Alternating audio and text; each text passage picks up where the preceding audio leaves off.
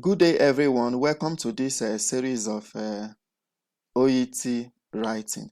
The first series we are going to take is layout for OET writing, and we are going to take this topic in parts.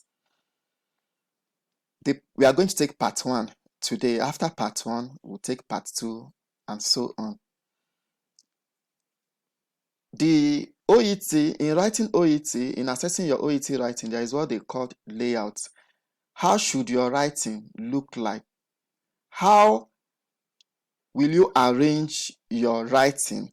That's what layout is all about. And in having a very good layout, it should follow this format. You should have your address, your date, greeting, heading, introduction, body paragraphs, concluding paragraphs, and then the conclusion and closing remarks. We are going to start with the address. The address may come first or the date may come first. It's not a hard and fast rule. I prefer writing the address first. Let's use this task as an example. Using the information in the case note, write a referral letter to Dr. Smart Lotson, a neurosurgeon at Newton Hospital, 4025 Silver Street, Newton. Now, for me to write this, I will remove the articles and then the preposition in this address. The first thing I'm to write is to write the patient's full name with the title. This patient is a doctor, so it's Dr. Smart Lotson, and he's a neurosurgeon. And then I'll now write the address, Newton Hospital, 4025 Silver Street, Newton. If you observe very closely, I didn't punctuate. I didn't add any comma or full stop. That's how your address should be. You shouldn't punctuate your address.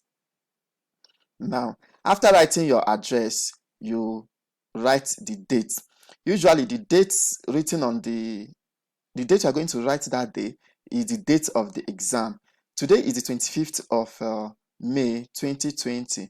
So the formats can be any of the following that I've written here. In this writing, I'm going to use first format. So after the address, note I left a space. This is like a line paragraph. So I would advise you in your OET writing, use line paragraphing. So after writing the address, I left a line, that's a line paragraph, and then the date. I'm using the first format. You can use the second, you can use the third, you can use the fourth format. But note, any format you are using, you are going to stick to it throughout your letter. The format you use, if I'm using this format, it will align with the format I'm going to use in the heading, in any part of the writing. After the date is the greeting. Writing the greeting, you use the patient's last name, the title. If no name is given, you can use sir or madam. If a common name is given, for example, you might be writing to a registrar and the name wasn't mentioned, or a consultant or a head nurse, you can write any of these. You can say dear registrar, dear consultant, dear head nurse.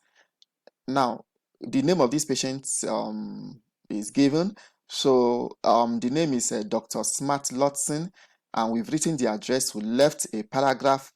We wrote the date. We left a paragraph, and now we are writing the greeting. So the greeting here will now be dear Dr. Lotson. I didn't say dear Dr. Smart. I used the patient's last name because I'm using a title here, dear Dr. Lotson, and I added comma. I added comma here because I like using the standard method of letter writing. However, if you're using the modern method of letter writing, there won't be any need for comma. You shouldn't add comma. But there is a catch in all this. Any method you are using, you are going to stick to that method. If you are using the standard method of writing, you stick to it. If you are using the modern method of writing, you stick to it.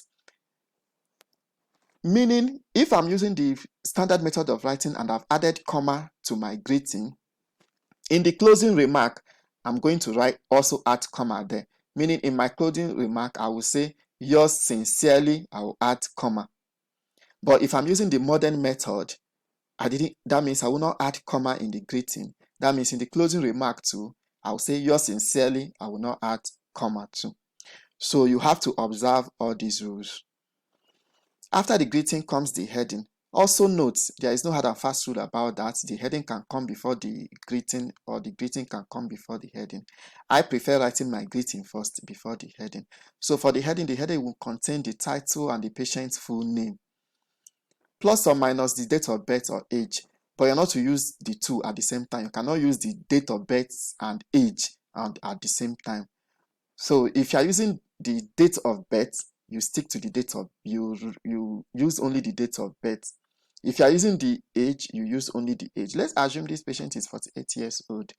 I can now say, as my heading, I will now write the patient's name, Miss Rita Smith, age 48 years. Now, if you are writing the age on the heading, meaning in your introduction, as some candidates will always do, they will always like to write the age of the patient in the introduction. If you've written the age in the heading, there is really no need you writing the age in the introduction. However, if you used the date of birth in the heading, you can use the age now in the introduction. It's not a repetition per se, it's like an emphasis. Now let's go back to this patient's details. The name of this patient is Rita Smith and the title is Mrs. in bracket, and the patient was born on the 20th of December 1970. The height, weight and body mass index were given to us, but we don't need them.